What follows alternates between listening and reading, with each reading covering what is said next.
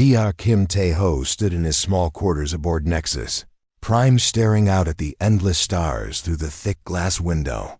The massive medical station was the size of a small city floating in the dark space between 3 different star systems. He had been living here for exactly 14 days now and still could not believe he was really here. The Korean doctor had worked at Seoul National Hospital for 15 years, saving lives in the emergency room every single day when the Galactic Health Consortium sent a message to Earth asking for medical volunteers. He never thought they would pick him. But here he was, the first human doctor to work alongside alien medics in the most advanced medical facility in known space. Tae-ho was a simple man from Busan who became a doctor because his grandmother died when he was young and no doctor could save her. He promised himself that day he would learn to fix people who were broken. He was good at his job, very good. His hands were steady, his mind was quick, and he never gave up on a patient, even when everyone else said it was hopeless. The alien doctors at Nexus Prime were different from him. They were smart, much smarter than humans in many ways. Their technology was amazing. They had machines that could see inside a body without cutting it open. They had tools that could fix bones in minutes. They had medicines that could cure diseases Earth doctors had never even heard of, but something bothered Tae-ho about the way they worked. The alien medics followed rules, very strict rules. They had protocols for everything. If their computer said a patient had only a 10% chance of living, they would not even try to save them. They would just make the patient comfortable and wait for them to die. This made Tae-ho angry, but he kept quiet. He was a guest here. He had to learn their ways. He watched and listened and tried to understand. But deep inside he knew something was wrong with their system. The aliens treated him like a child. They would smile and nod when he asked questions, but never really listened to his ideas. They thought human medicine was primitive and backward. They had books about Earth medicine that they showed him, sometimes laughing at how simple and crude human methods were. Dr. Park, So Young, was the only other human on the station. She was a surgeon from Seoul, like Tae-ho, but much younger. She had graduated top of her class and spoke perfect galactic standard. She was better at talking to the aliens than Tae-ho was, but she was just as frustrated with their attitude. The 2 Korean doctors would meet in the cafeteria every evening to eat together and talk in their own language. It felt good to speak Korean after a day of struggling with alien words and customs. So Young was worried they were wasting their time here. She thought the aliens would never accept human methods. Tae-ho was patient. He had learned patience from years of dealing with difficult patients and worried families. He knew that sometimes you had to wait for the right moment to show what you could do. He just hoped that moment would come soon. Medical bay of Nexus Prime was enormous. It could hold over 2,000 patients at the same time. Biobeds were arranged in perfect rows with clean white walls and bright lights everywhere. Everything was sterile and organized. The alien medics moved quietly between the beds, checking their instruments and updating their computers. Chief Medic Ralph Theon was in charge of everything. He was a tall, blue-skinned Velthari with 4 arms and large silver eyes. He had been working in galactic medicine for over 60 years and had seen doctors from dozens of different species, but he had never worked with humans before. Ralph Theon thought humans were interesting but limited. They lived such short lives compared to most galactic species, and their technology was so basic, but the consortium had insisted that human doctors be included in exchange programs, so he had to accept them.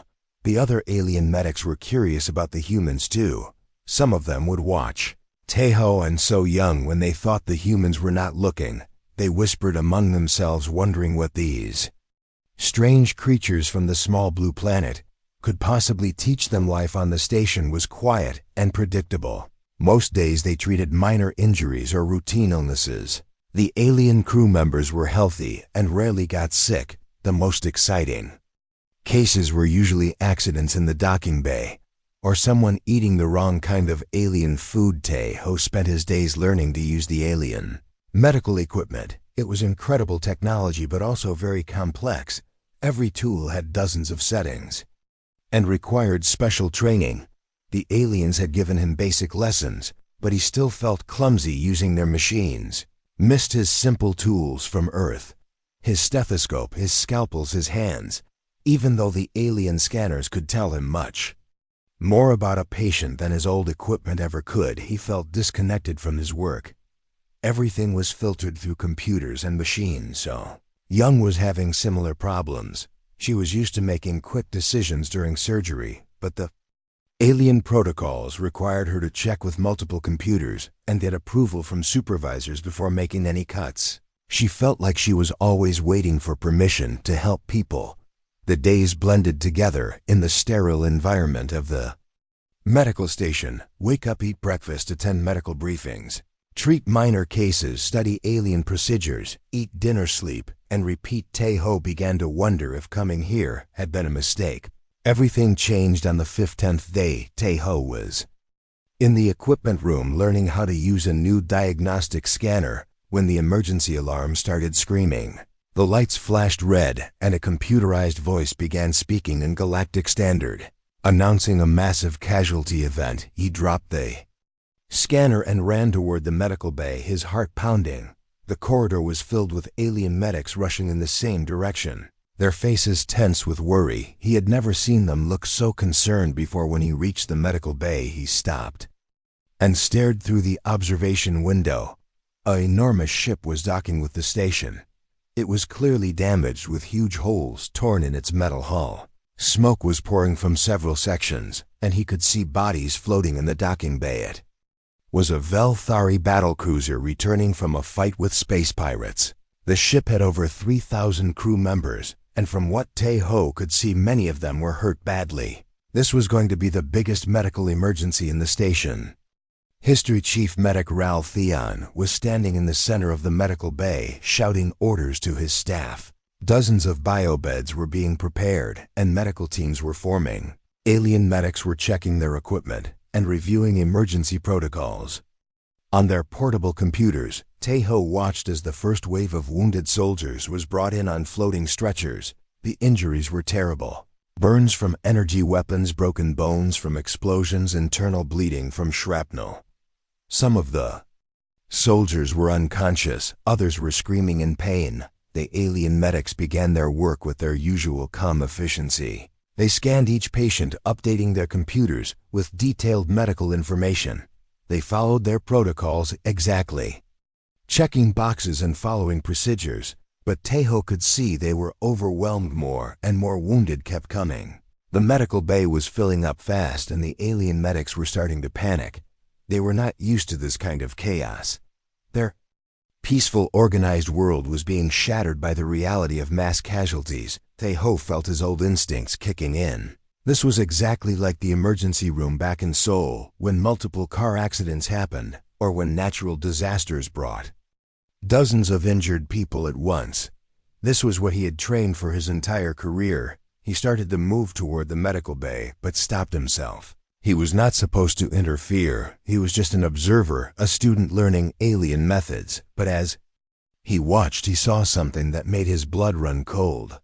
The alien medics were giving up on patients when their scanners showed that a soldier had less than a 30% chance of survival. They would mark them for comfort care only. They would give them pain medicine and move on to treat someone with better odds. This was their protocol, their standard procedure. But Tae-ho knew that many of those soldiers could be saved with the right treatment and a lot of hard work. They could live. He had seen worse cases in Seoul. He had saved people that other doctors said were hopeless. His hands began to shake with anger and frustration. He wanted to run into that medical bay and start working, but he knew the aliens would not let him. Thought he was just a primitive human who did not understand their advanced methods. So Young appeared beside him, her face pale as she watched the scene through the window. She grabbed his arm and whispered in Korean, "What are they doing? Why are they just letting those soldiers die?" Tae-ho looked at her and saw the same fire in her eyes that he felt burning in his chest. They were doctors. They had sworn to save lives, and they were watching people die who could be saved. It went against everything. They believed in the moment had come, the moment he had been waiting for. He was going to show these aliens what human medicine could really do. Taeho pushed through the medical bay doors without asking permission. His heart was pounding, but his hands were steady. He had made his decision, and nothing was going to stop him now. So Young followed right behind him, her medical bag clutched tightly in her hands. The scene inside was worse than it looked from the observation window. Wounded Velthari soldiers were everywhere. Some were crying, others were unconscious. The smell of burned flesh and alien blood filled the air. Emergency lights were flashing and medical alarms were beeping constantly. Chief Medic Ralph Theon saw the humans enter and rushed over to them. His forearms were moving frantically as he tried to coordinate his overwhelmed staff. "You cannot be here," he said in his broken Earth language. "This is emergency situation. Only trained personnel allowed." Taeho ignored him and walked straight to the nearest biobed. A young Velthari warrior was lying there. His breathing shallow and weak. Blood was pooling beneath him, and his skin was turning a pale blue color. The alien medic standing over him was shaking his head sadly. "Internal bleeding severe," the alien medic said to Ralph. "The damage assessment shows 92% probability of death, recommending comfort care protocol." "No," Taeho said firmly, stepping forward. "Let me see him." The alien medic looked confused. "This is beyond optimal treatment parameters," he explained. "The bleeding is in multiple locations. Surgery would be too dangerous. Our protocols clearly state." "Your protocols are wrong," Taeho interrupted. He pulled out his simple handheld scanner and ran it over the soldier's body. The readings were bad, but not hopeless. The warrior had a strong heart, and the bleeding, while serious, was mostly from 2 main arteries. "This patient can be saved," Taeho announced loudly enough for other medics to hear. He began pulling supplies from the alien medical cart, ignoring the protests around him. Ralph Theon grabbed Taeho's arm with 2 of his hands. "You do not understand our equipment," he said. "Our procedures are tested and proven. Your human methods are too primitive for this technology." Taeho looked the alien chief in the eyes. "I have been saving lives for 15 years, he said calmly. "I know when someone can be saved, and when they cannot. This warrior wants to live. I can see it in his eyes." The young Velthari soldier was indeed conscious, though barely. He was looking up at Taeho with hope in his large golden eyes. He had heard the conversation and understood that this strange alien doctor was willing to fight for his life. So Young moved to the other side of the biobed. "What do you need?" she asked in Korean standard trauma procedure. Taeho replied in the same language. "We need to stop the bleeding and stabilize him. Then we can worry about the fancy alien technology." The Korean doctors began working together with the smooth coordination they had developed over years of emergency medicine. So Young prepared the alien surgical tools, while Taeho studied the warrior's anatomy. The Velthari had 4 major arteries instead of the human 2. But the principles were the same. "Stop them," Ralph Theon ordered his staff, but none of the alien medics moved. They were curious despite their training. They had never seen anyone work on a patient. Their computers had declared hopeless. Taeho made his first incision using an alien laser scalpel. The tool was more precise than anything he had used on Earth, but the technique was exactly the same. Blood immediately began flowing from the wound, but he had expected that clamp. So Young handed him the instrument, and he quickly stopped the first source of bleeding. The warrior's vital signs immediately improved slightly. The alien medics, watching, began to murmur among themselves. "See that?" Taeho said to the nearest alien medic. "His heart rate is getting stronger. When you stop the bleeding, the body can start healing itself. Your computers only see the damage, but they cannot measure the will to live." He continued working, finding and repairing each damaged blood vessel. The alien tools were amazing once he figured out how to use them properly. They could seal tissue and stop bleeding much faster than human instruments. The second major artery was harder to reach. It was deep in the warrior's chest cavity and surrounded by damaged organs. Taeho had to carefully move aside several structures to get to it. The alien medics held their breath as they watched. "If he makes one mistake," Ralph Theon whispered to another medic, "that patient will die instantly." But Taeho did not make mistakes. His hands moved with the confidence of someone who had performed this type of surgery hundreds of times. He found the damaged artery and sealed it with the alien medical laser. The warrior's vital signs jumped dramatically. His skin began to return to its normal blue-green color, and his breathing became deeper and more regular. The biobed monitors showed his condition improving rapidly. "Impossible," whispered one of the alien medics. "Our computers said he could not survive. Your computers were wrong," Tejo said as he began closing the incision. "They can tell you the probability, but they cannot account for skill and determination. Every patient is different. Every situation is unique." He finished the surgery and stepped back. The young Velthari warrior was now stable and conscious. He tried to speak, but Tejo gently placed a hand on his chest. "Rest now," he said. "You are going to be fine." Alien medics stood around the biobed, staring at their instruments in amazement. All of their readings confirmed what they had just witnessed. The patient they had given up on was not only alive, but recovering quickly. "How did you know it would work?" asked a young alien Medici. "Did not know for certain," Tejo admitted, "but I knew it was worth trying. When someone can be saved, you have to try even if the odds are bad." So, Young was already moving to the next patient. Another Velthari soldier with similar injuries. The alien medics had marked him for comfort care as well. She looked at Tejo and nodded. They both knew what they had to do. The second surgery was even more challenging. The soldier had been injured longer and had lost more blood. But the Korean doctors worked together using the same combination of human determination and alien technology. They refused to give up, and after 2 hours of intense work, they saved another life by. Now word was spreading through the medical bay. Other alien medics were gathering around to watch the humans work. They had never seen anyone take such a risk, so work so hard to save patients. Their protocols said were hopeless. A third patient was brought to them. This one was a female Velthari officer with severe burns covering most of her body. The alien medics had already declared her case terminal, but Tejo examined her carefully. "She has strong vital signs," he announced. "Her body is fighting to heal itself. We can help it." The burn treatment took 4 hours using a combination of alien healing technology and human surgical techniques. So Young worked on repairing damaged tissue while Tejo managed the patient's fluid levels and medication. The alien medics watched in fascination as the humans worked without stopping. They did not follow any protocols or check their computers for approval. They just used their knowledge and instincts to solve each problem as it came up. When they finally finished, the female officer was stable and conscious. She looked up at her human rescuers with tears in her large eyes and whispered something in her native language. She says, "Thank you for not giving up on her," translated. One of the alien medics, she says the others told her she was going to die, but you gave her hope. Tejo was exhausted, but he felt better than he had since arriving at the station.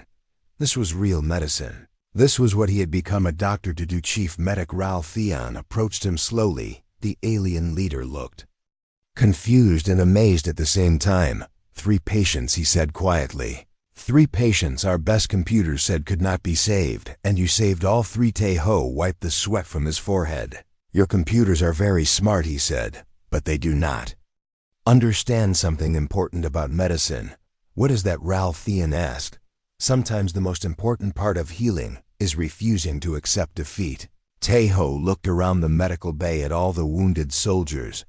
"Every one of these warriors deserves a chance to live, not just the ones your computers think will be easy to save." The alien medics were gathering around them, now listening to every word. They had seen something impossible happen today, and they wanted to understand how. So Young joined the conversation. "We do not have better technology than you," she said, "but we have something different. We have learned that medicine is not just about following rules. It is about fighting for every life, no matter how hopeless it seems." The medical bay had become much quieter now. Most of the wounded had been treated, and the emergency was under control. But something had changed forever. The alien medics were looking at the humans with new respect and curiosity. They had witnessed something Their advanced civilization had forgotten the power of refusing to give up when lives were at stake, and they wanted to learn more. The news about the human doctors spread through Nexus Prime like wildfire. Within hours, every alien on the station had heard about the impossible surgeries. The story grew with each telling, until some versions claimed the humans had brought the dead back to life. Taeho and So Young found themselves at the center of attention wherever they went. Alien medics would stop them in the corridors, asking questions about their techniques. Some were curious, others were skeptical, but all of them wanted to understand what had happened in the medical bay. Dr. Lee Min-ho arrived on the next transport ship from Earth. He was a field surgeon who had worked in disaster zones around the world. His specialty was emergency medicine in impossible conditions. When he heard about what his Korean colleagues had accomplished, he was proud but not surprised. 3 human doctors met in the cafeteria that evening to discuss what had happened. Min-ho listened carefully as Taeho and So Young described their experience. "You did the right thing," Min-ho said in Korean. "These aliens have forgotten that medicine is about people, not just statistics and computers." The next morning, Chief Medic Ralph Ian called the humans to his office. It was a large room filled with alien medical texts and certificates from various galactic medical institutions. The walls were covered with awards and honors from his 60 years of service. "I have been thinking about yesterday," he said to the 3 doctors. "What you did should not have been possible according to everything we know about medicine, but it worked."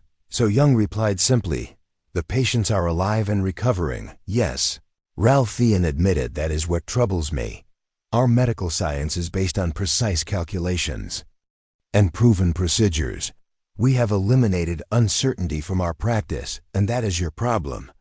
Taeho said gently, "You have made medicine too safe, too predictable. Sometimes the best treatment is not the safest one." Ralph Ian looked confused. "What do you mean?" Min-ho stepped forward. "On Earth, we have a saying," he explained. "When you have tried everything else and nothing works, you try something that might work. Medicine is not just science, it is also art." The alien chief medic was quiet for a long moment. Then he asked something that surprised all 3 humans. "Would you be willing to teach my staff your methods?" Humans looked at each other. They had not expected this.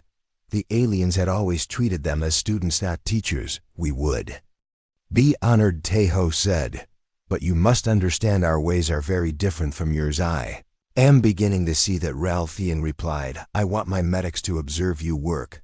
I want them to learn how you think." And so began the most unusual medical training program in galactic history. The first lesson happened that same day. A Zephyrian trader was brought to the medical bay with a severe allergic reaction to something he had eaten. His entire body was covered in painful welts and his breathing was becoming difficult. The alien medics ran their standard tests and recommended the usual treatment protocol, but their medicine was not working. The trader was getting worse despite following all the proper procedures. "Can we try something different?" Taeho asked Ralph Ian. The chief medic hesitated, then nodded. "Show us what you would do." Taeho examined the patient carefully, not just with scanners but with his hands and eyes. He looked at the patterns of the welts, listened to the breathing sounds, and even smelled the patient breath. "This is not a typical allergic reaction," he announced.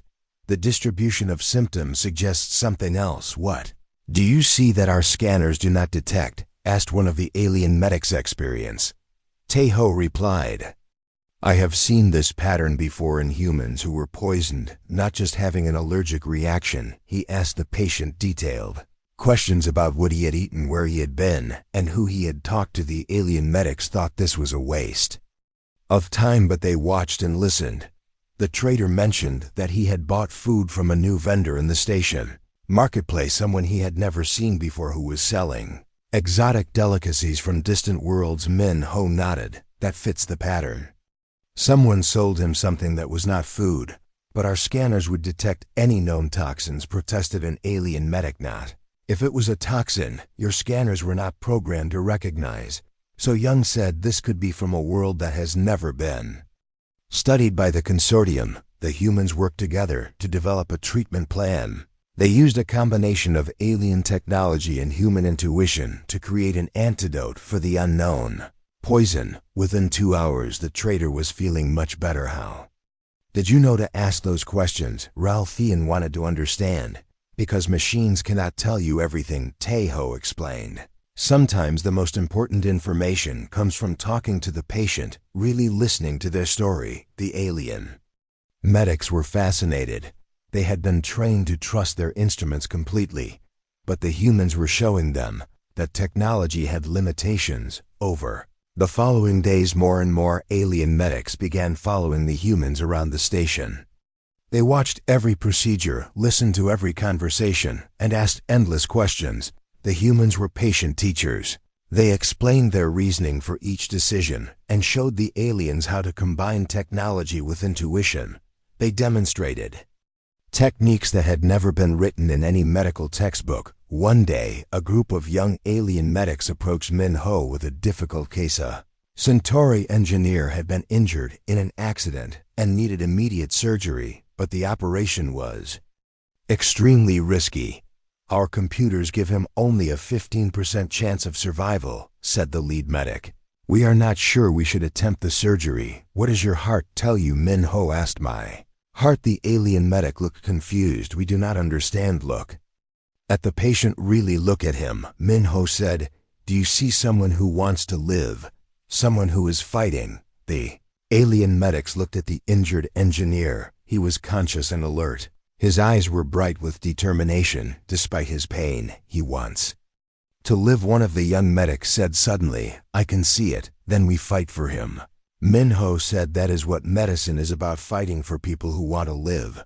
The surgery took 8 hours. The alien medics worked alongside Min-Ho, learning techniques they had never imagined. The operation was successful, and the engineer made a full recovery. Word of these successes spread beyond the medical bay. Alien civilians began asking specifically for the human doctors when they needed treatment. The reputation of Nexus Prime as a medical center grew as more and more impossible cases were successfully treated. The real change was happening among the alien medical staff. They were starting to think differently about their work. They began questioning protocols and taking calculated risks. They started talking to their patients instead of just scanning them. Sterile, quiet medical bay became a place of energy and excitement. Alien medics would gather in small groups, discussing cases and sharing ideas. They began developing new techniques that combined their advanced technology with human medical philosophy. Theon watched these changes with amazement and some concern. His orderly medical facility was becoming something he barely recognized. The rigid procedures that had guided galactic medicine for centuries were being challenged daily, but the results spoke for themselves. Patient outcomes were improving dramatically. The mortality rate on Nexus Prime dropped to the lowest levels in galactic medical history. Other medical facilities began requesting transfers to learn from the human influence techniques. The humans found themselves busier than ever. Not only were they treating patients, but they were also conducting informal training sessions for alien medics from across the galaxy. Species that had never worked together before were sharing knowledge and techniques.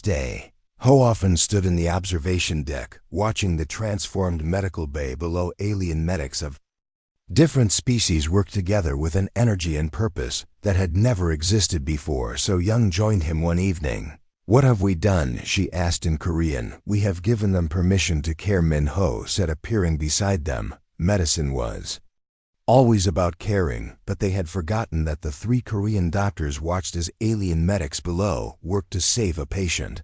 Everyone had given up on.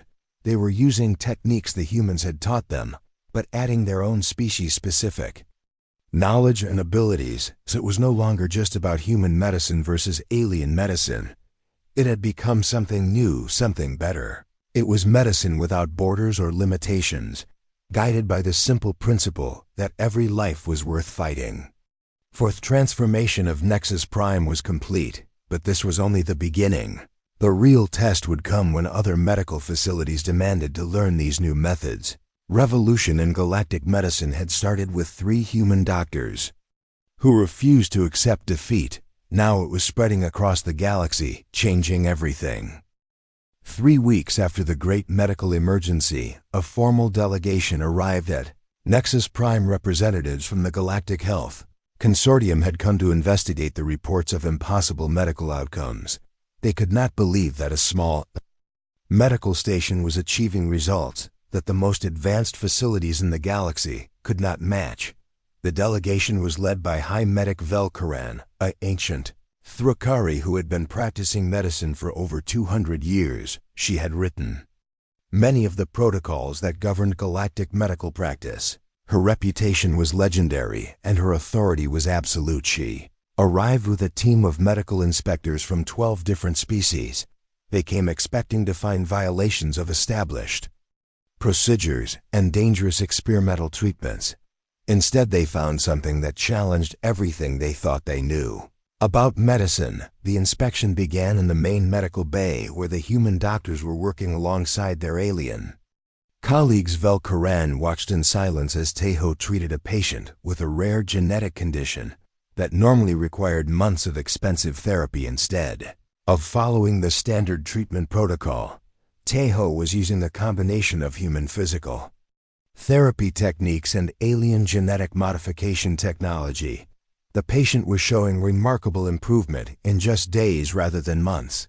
This treatment is not approved by the consortium, Velkaran said sternly. You are deviating from established medical standards. The treatment is working, Tejo replied respectfully. The patient is getting better faster and with less discomfort than the standard protocol provides.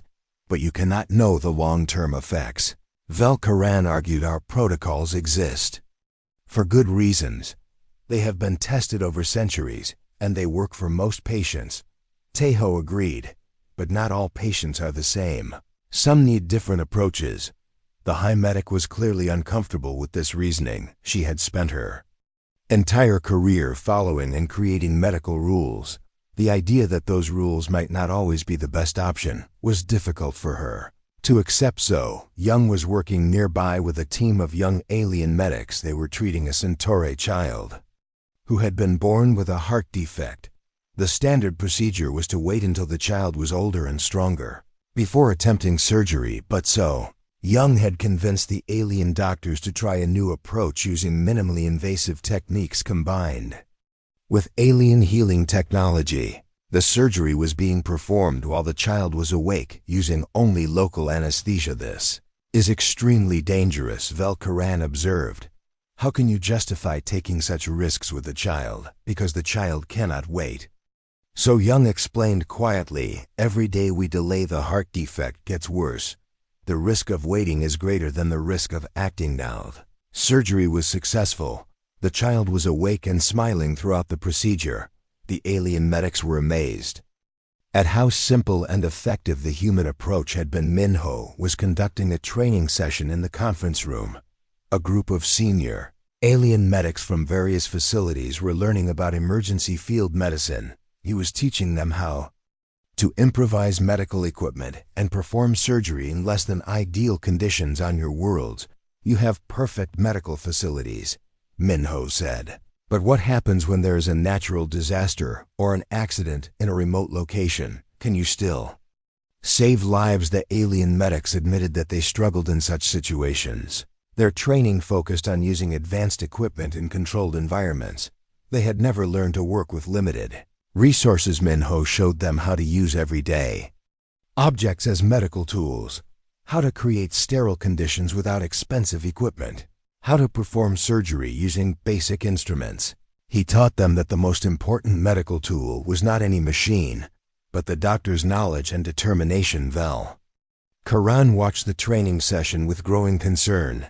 These humans were teaching her colleagues to ignore established procedures and take unnecessary risks, but she could not argue with the results. Every patient they treated was recovering faster and more completely than expected. That evening, Ralphian invited the inspection team to dinner.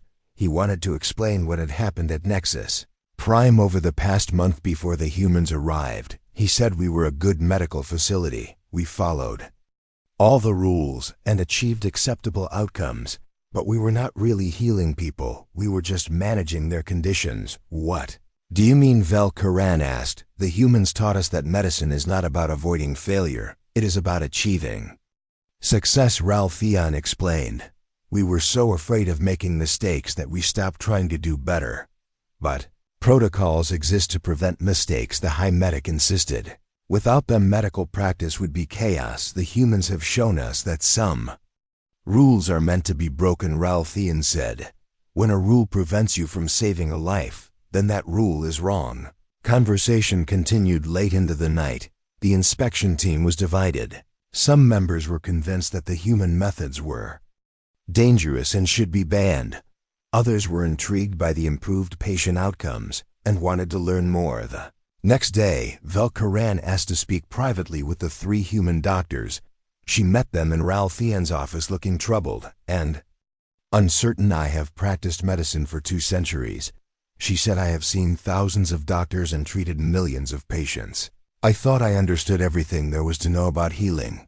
But Tejo said gently, but you have shown me that I was wrong, she admitted. Your methods should not work according to everything I know about medicine. Yet they do work, and they work better than our traditional approaches. The High Medic was quiet for a moment. Then she asked, what would you need to train doctors across the galaxy in your methods? The humans looked at each other in surprise. They had not expected this question. We would need time, Tejo said.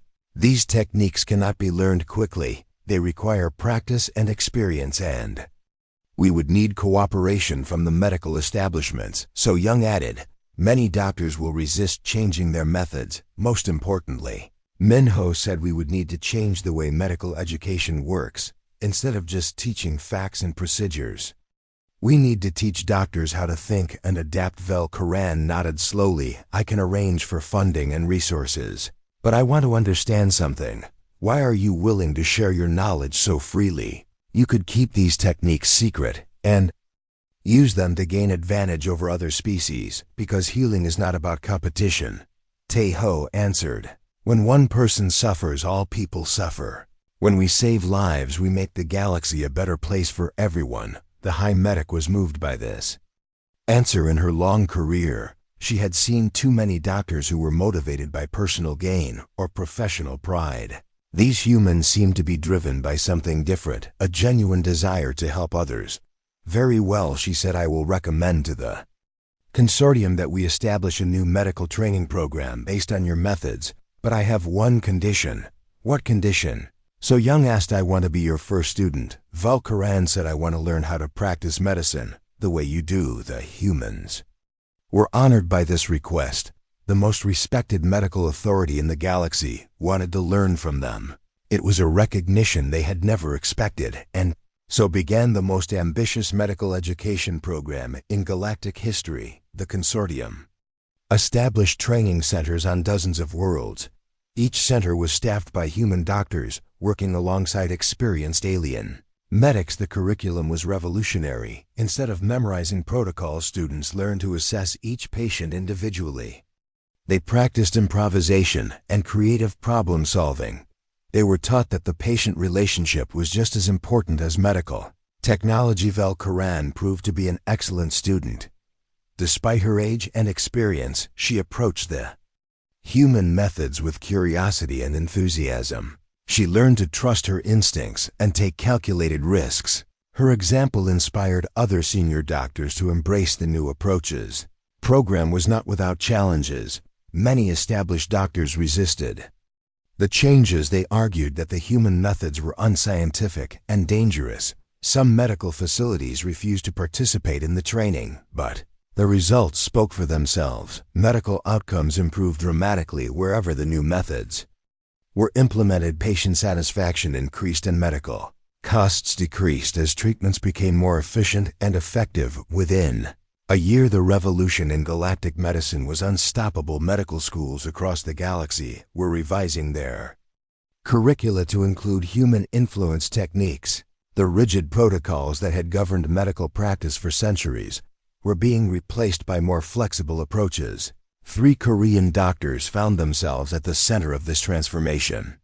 They traveled from world to world, teaching and learning from doctors of dozens of different species. Each new encounter brought fresh insights and innovations, but They never forgot the simple truth that had started it all: medicine was about people, not procedures. The most advanced technology in the galaxy was useless without the human touch of compassion and determination. Galaxy was becoming a healthier place, one patient at a time.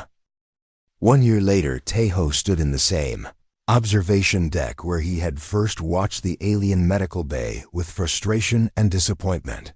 But now everything had changed. The sterile, quiet facility had been transformed into something alive and dynamic. Below him, alien medics from dozens of different species worked together with energy and purpose that had never existed before. The rigid formations and quiet efficiency had been replaced by controlled chaos.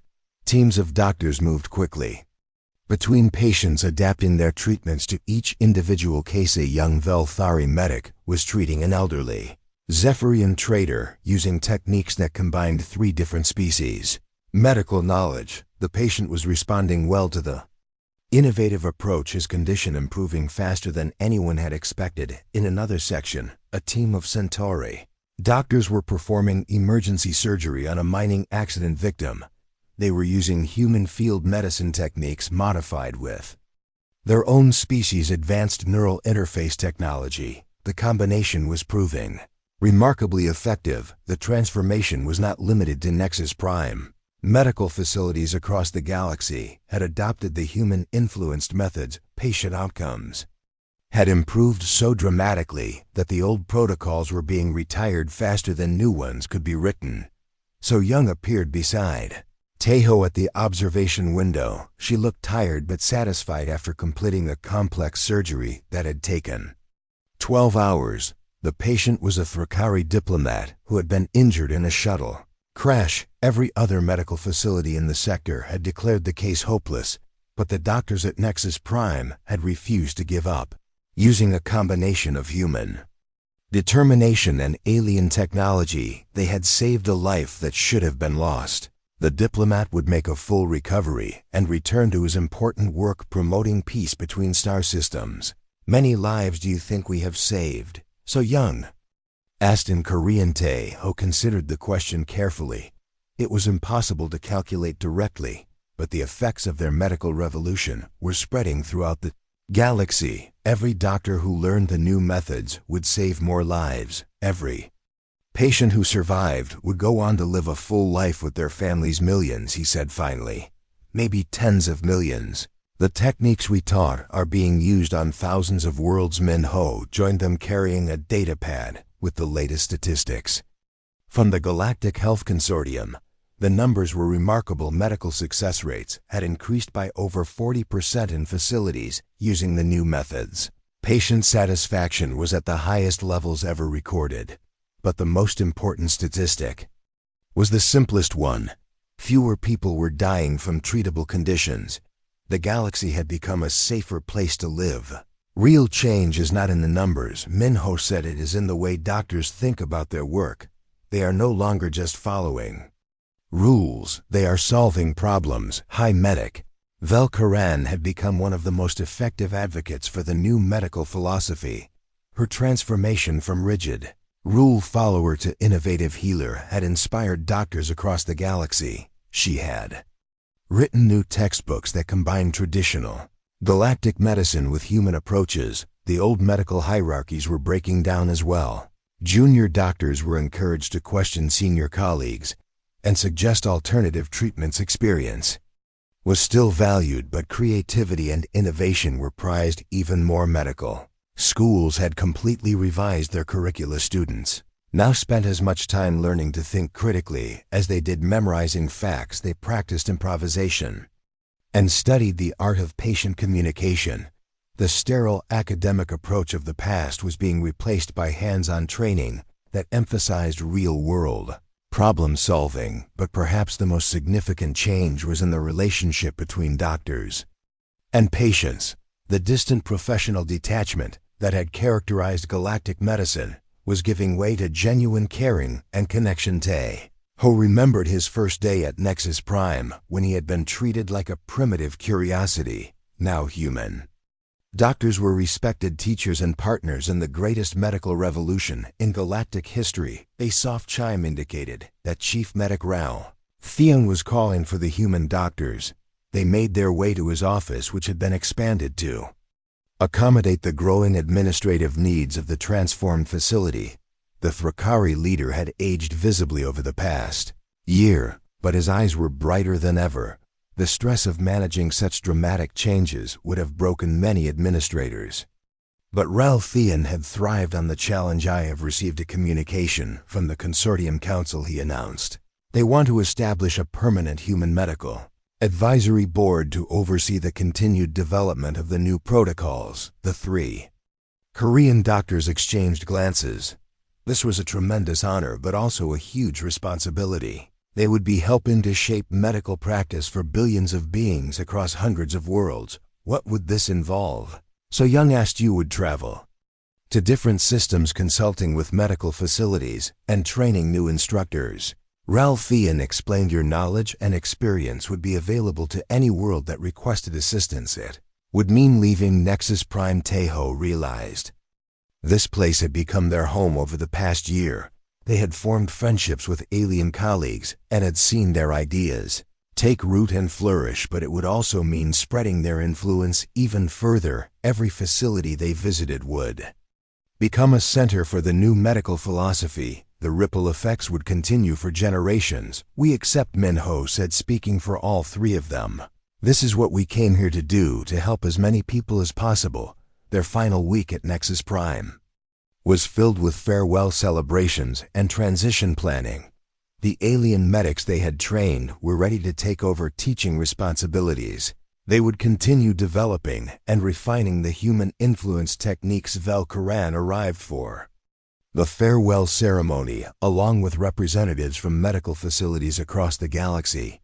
They had come to honor the three humans who had changed everything. "You came here as students," the High Medic said in her speech, "but you became our greatest teachers. You showed us that the most advanced medicine is not about having the best technology. It is about having the biggest heart." The ceremony was emotional. Many of the alien doctors had tears in their eyes as they thanked the humans for transforming their understanding of medicine.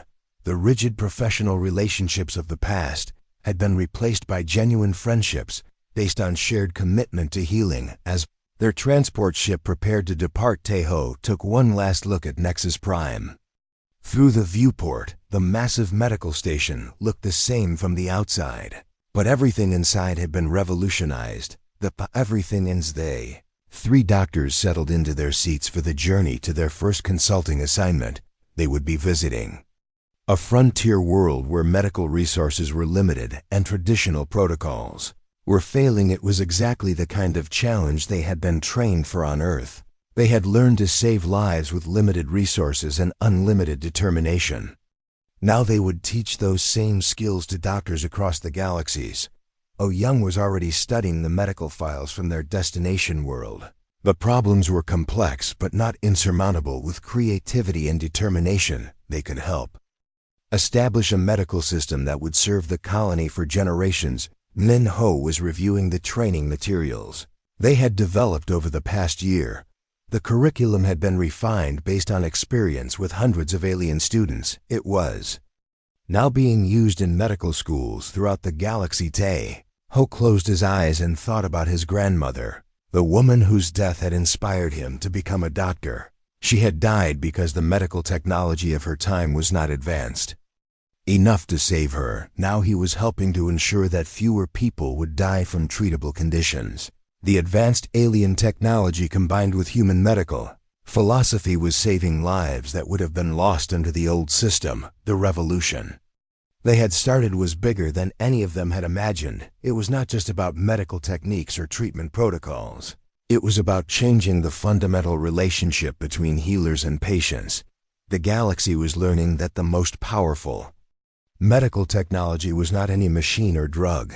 It was the simple human refusal to give up when lives were at stake. As their ship jumped to hyperspace, carrying them toward their next assignment, Tejo smiled, thinking about all the lives that would Be saved by doctors who had learned that every patient deserved a chance to live. The medical revolution was just beginning.